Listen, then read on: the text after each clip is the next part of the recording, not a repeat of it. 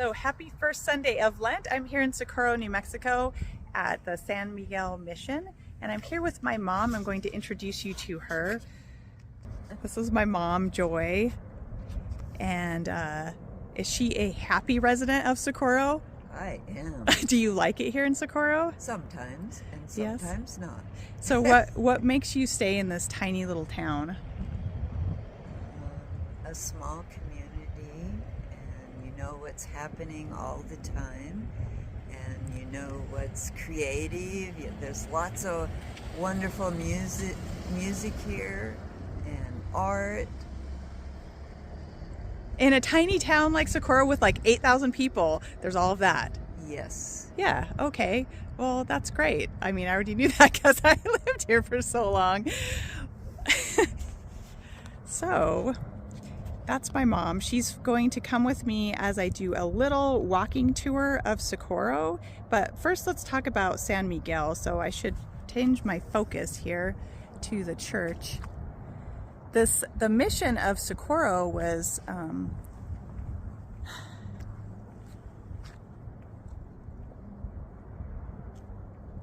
first started in 1598. I hope that I remember my facts about Socorro because I don't have any notes with me as per usual.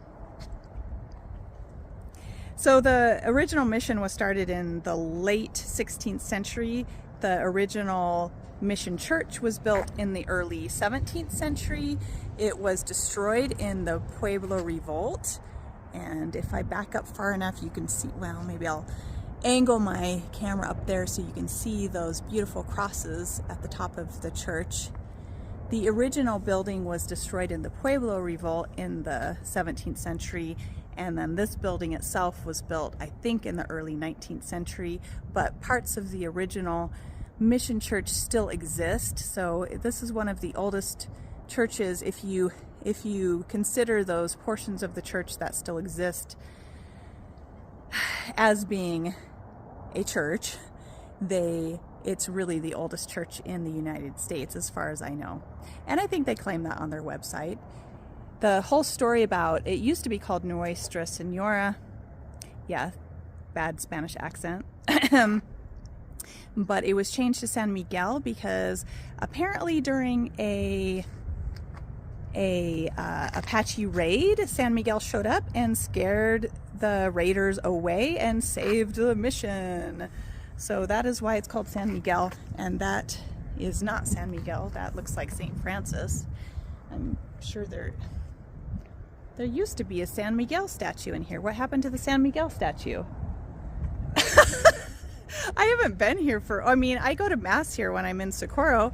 I went to the 8 a.m. Mass this morning. I accidentally went to the Spanish Mass. But thankfully, my Spanish is good enough to understand the Spanish of La Misa y la Santa Biblia.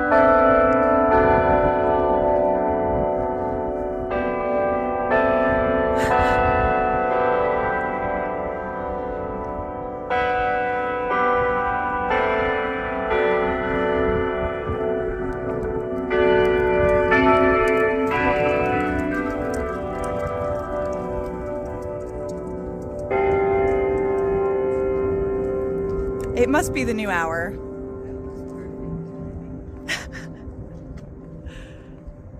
I don't know what time it is because my mom and I sat in my car talking for a little bit, so I lost track of time, but apparently it is the new hour. That probably means it's 1 p.m. that I'm filming this video. Yep.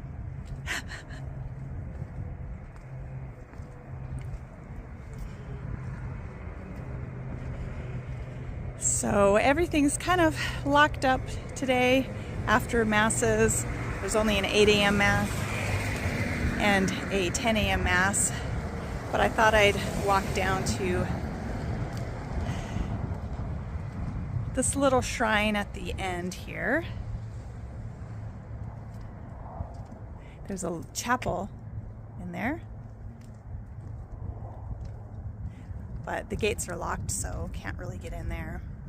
And all of this, none of this used to be locked up constantly. I mean, maybe it was on weekends, but it didn't used to be. But it's just the sign of the world today that everything has to be locked up. So there's that beautiful little shrine that you can see through the fence posts.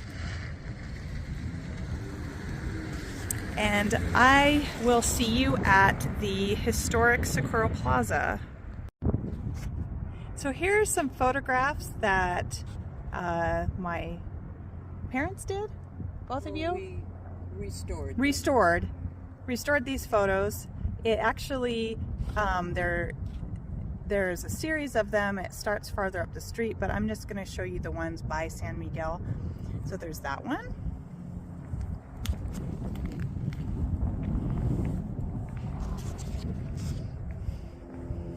And a missing one here. Don't know what happened to that.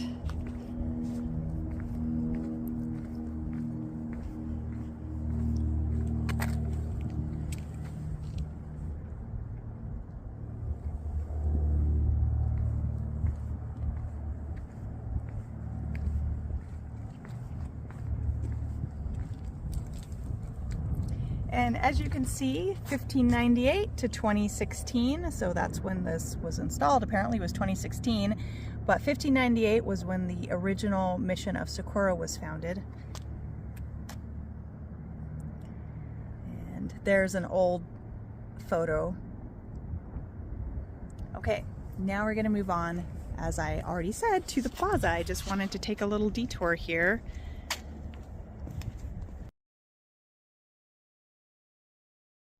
And here I am at the historic Socorro Plaza, and this is a photograph that was again restored by my parents, restored by my dad, and edited by my mom. And here's another photo of it. This plaza has been here for quite a long time. The bandstand has been here at least since the 1880s and 1890s. The reason why I know that is because it says so on the plaque. Otherwise, I can't really remember historical information that well.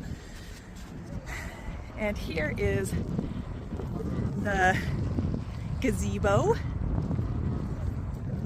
I have a lot of memories of this gazebo because my children did Irish dancing on it. They really grew up here in Socorro. These people probably don't want to be in my shot, so I'll angle it out another direction. And one of the other memories I have of this gazebo is on a National Day of Prayer, it must have been in the 90s at some time, we read the Bible for 24 hours straight. I think I had like the 9 o'clock spot, and my Bible passage was from 2 Chronicles. It was that Bible passage about if my people, let's see, it was 4 things. There's 4 things that my people have to do. They have to humble themselves, pray, turn away from their sin. What's the 4th one? I can't remember what the 4th one is. Humble themselves, pray, turn their face toward me, and turn away from sin, and they will heal. God will heal their land and their people and will restore them. So that was the promise. I just remember that. I have an impression. It left a strong impression on my mind. I just remember that. So that is the historic plaza. Spent a lot of time here over the years, dancing, whatever, all kinds of fun things. And you can see in the background, that's the M Mountain, the Magdalenas. So this is beautiful Socorro. Another part that I wanted to highlight, oh, there's my mom again. She probably didn't want to be in my video again. Yeah, she's a little shy like I am, but I did want to show this. The whole plaza here is very historical, many historical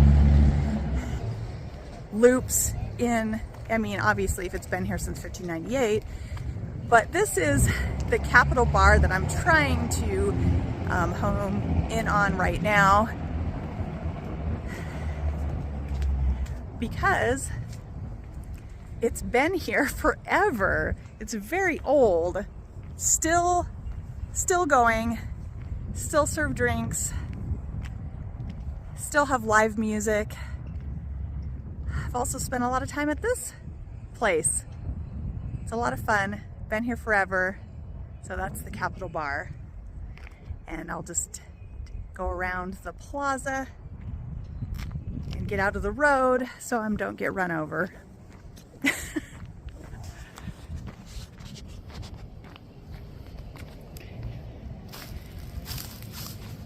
So that is the historical plaza in Socorro. And now I think we're going to walk down to some of my family's historic houses, and we'll talk a little bit down there.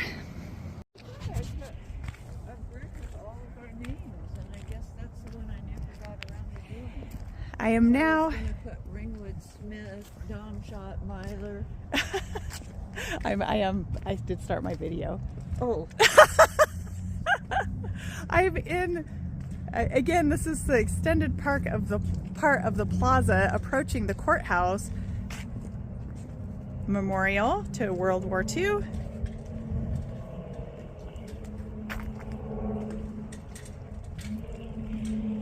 And here's a pyramid for all the conspiracy theorists out there. So you can make of that what you want. I'm all for conspiracies. I think conspiracies are pretty much real. There's an old building here. Some pretty cool arches on that building.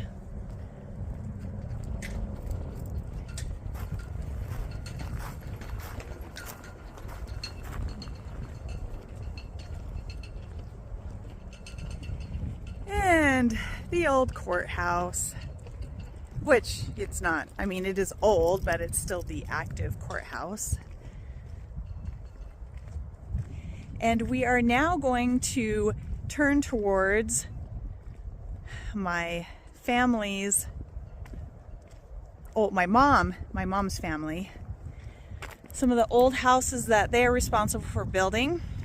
And I wonder if my mom knows the years that they were built. Does she have that information? I don't know. Not in her head, she says. I know. I think that originally in this little complex that we're approaching, which used to belong to my family, it's no longer is in my family, but was built by my super great grandfather. I say super great because there's more than one greats there. That's why it's super great. Sometime in the 19th century. Well, I think the building was already built. Yes, the original adobe house was already there by the early 19th century. I think by I don't know. I'm just going to hazard a guess, 1820. But as far as this is called El Torreon. I know, I just rolled my R's and I don't when I say Socorro. That's terrible, right? Okay, so these rounded structures here are called El Torreon because they were modeled to look like, towers. And you can see that. And let's just go down the side here. See that it's kind of just not really being lived in right now, kind of boarded up. Too bad, unfortunate. But like I said, it's not in my family anymore. But that's its own story, and I'm not going to regale you with all of the local gossip.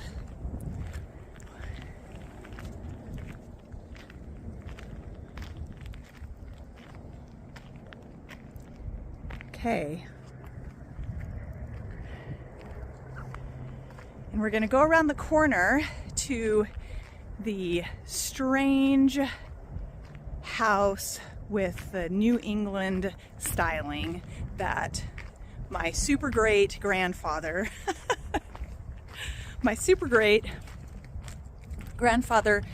built so that his mom would be comfortable here because she was a New Englander.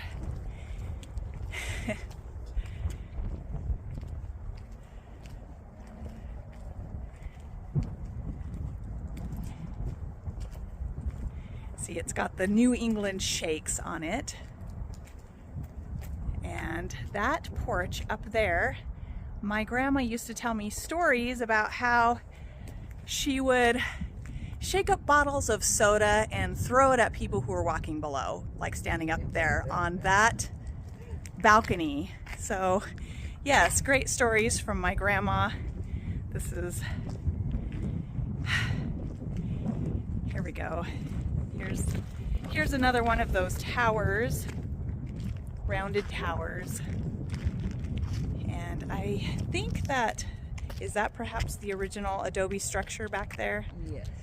Yeah, so that's the original adobe house that was already there when my super great grandfather purchased this property and put in the towers and the house with the New England shakes. The towers were square and he changed them to be round. Oh, they were originally square and he made them round. And that's also, this unique. house was just a square block of something. Okay.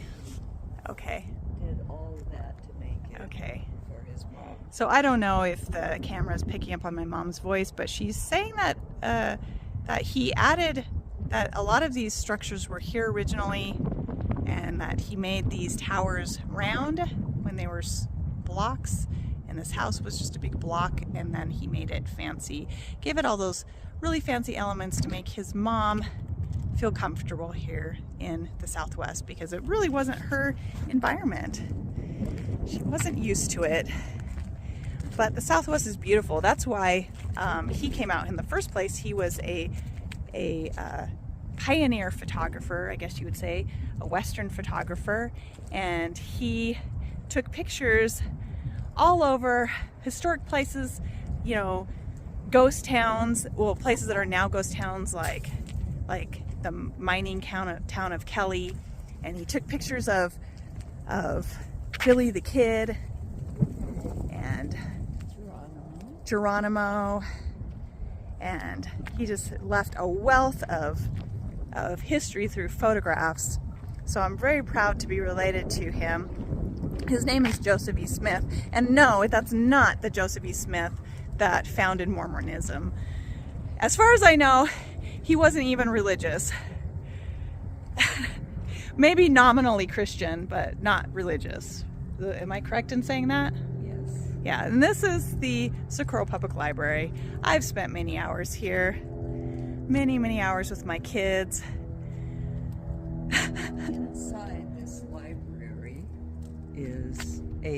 was a Baptist church. Oh. That the property was given from the family, Smith family. And it's all been built around now, so you can't this tell. property was given by the Smith family too? Yes. Okay, interesting. I just have so many roots and ties to Socorro, and that's why originally I did not want to move to Roswell.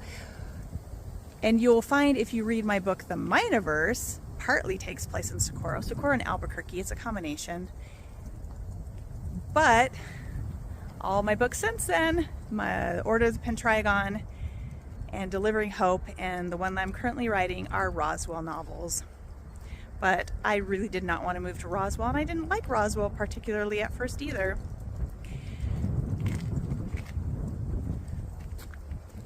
Okay, I'm gonna get my mom in the shot again. So, what do you think of Roswell? I like Roswell. You like it? You like visiting there? I do. I think Okay. it's fun, and I like going to all those crazy places where they talk about the aliens. Yes, I know. I like the Alien Museum. The Alien Museum's great. Well, it used to be great. It's not so great anymore. This is just a tragedy right here. Like, what the heck is all these boards? They're remodeling. Oh, so my mom says they're remodeling. My children took dance lessons in Finley Gym. This is the tail end of Finley Gym. They took dance lessons here for years and years. So I spent so many hours of my life, my adult life, in this building right here, Finley Gym. And apparently they're remodeling, which is cool, because it is worth remodeling. It's a great place for kids to come hang out and play basketball and dance. There was a room off one side that had wood floors, and so my kids did Irish dancing here for years. And yes, there was Irish dancing here. All kinds of other dancing as well, but Irish dancing, that's what my kids took. And so this is the old Finley Gym.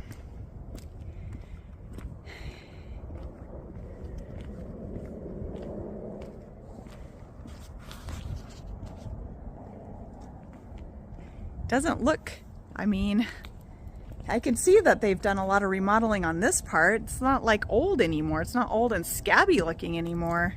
I just, even when I come to Socorro now to visit my parents, I go to their house and I don't really come hang out here.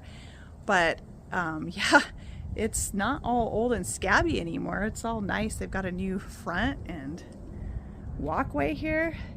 Amazing. And you're almost to the room where they dance. Yes, and I'm almost to their dance room. Yeah, so this is the room here on the corner where they danced. And gosh, when they danced there were not these nice windows.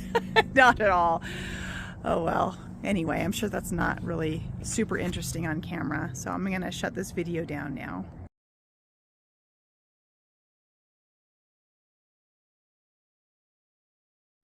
Okay, so as a cap to our wonderful windy walk, we are now in El Caminos, which is a longtime Socorro establishment, and I'm here with my parents and my daughter, Lucy. I don't know if she wants to be in the video or even if my dad does, but I figured that this would be a chance to interview a local artist. Is that correct? Is this a good chance to interview you?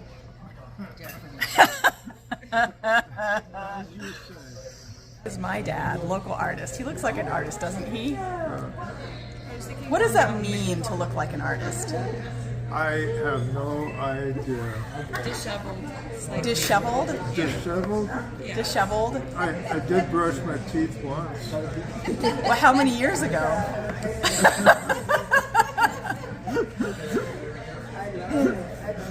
So, this isn't going anywhere fast. Tell me about the artist community here in Socorro.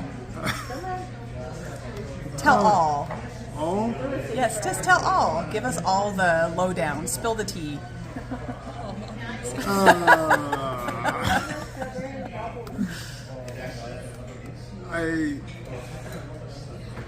What can I say? That you're part of it. That I'm part of it? Yeah, okay. Are you a shining light in the Socorro art community? Or are you more like a shooting star? A comet? How about an LED with a solar charged battery behind it? An LED with a solar charged battery behind it. Yeah. Well, that's good, because I was going to go for comet, you know, like No, just a because- heart of stone at your core with an icy exterior. Yeah, well, comets always foretell doom.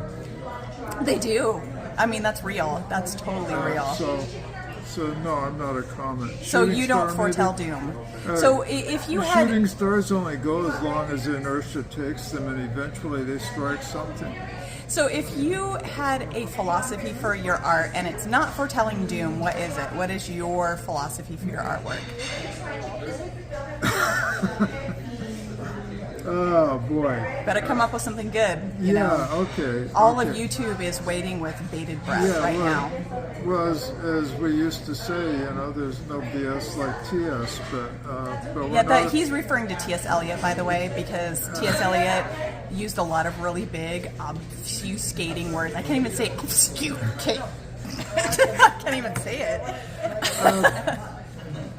But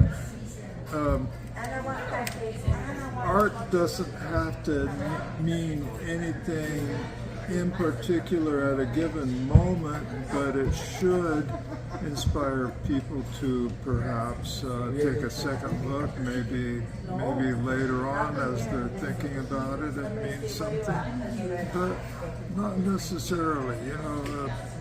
if you want something to mean something explicit, you write it. If you want something that's emotive, perhaps you paint it. Well, but that's a philosophy in and of itself. The fact that you are projecting emotions, or maybe projecting isn't the right word. I don't know. It was the word that came to my mind. Yeah, because like writing, like poetry, is painting with words. So if you paint something, perhaps you're painting a totally abstract poem.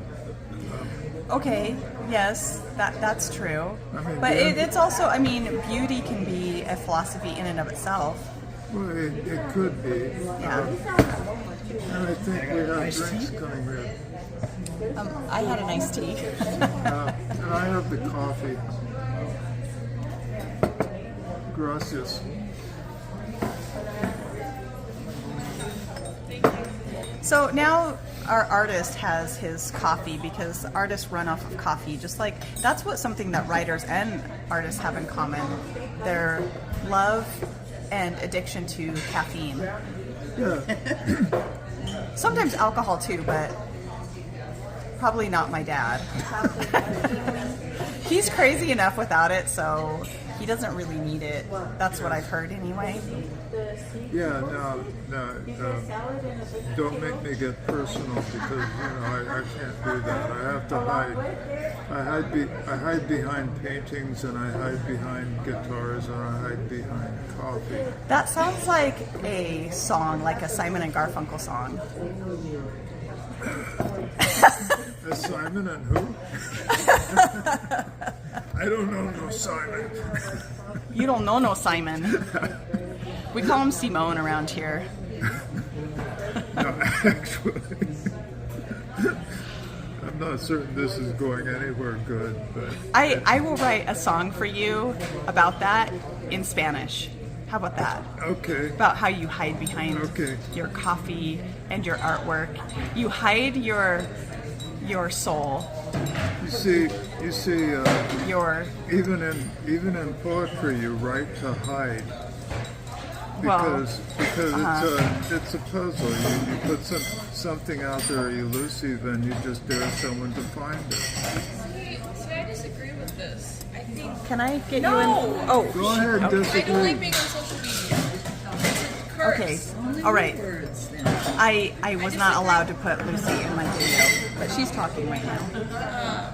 Because if you are unable to sometimes word the way that you are inside verbally, you can put all of that into a poem. And it doesn't have to be elusive either. I think there's this idea that it has to be, but sometimes it can just be as simple as writing who you are onto a page, or writing what you think the world is onto a page. And the more understandable it is, the more accessible it is for people to understand you, which is really the point, right? It can be.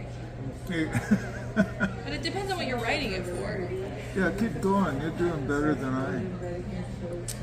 Well, personally, my favorite songs are about birds. And I don't know what that means. I don't know if there's anything elusive about it, but birds are everything. Pretty much all my favorite songs are about birds. Like that one song by Nelly. What was her name? Oh, no, I'm talking about like Oh, the Be Good Tanya Mi song about Golondrina the by littlest bird sing Ramon Ayala and sing the best song.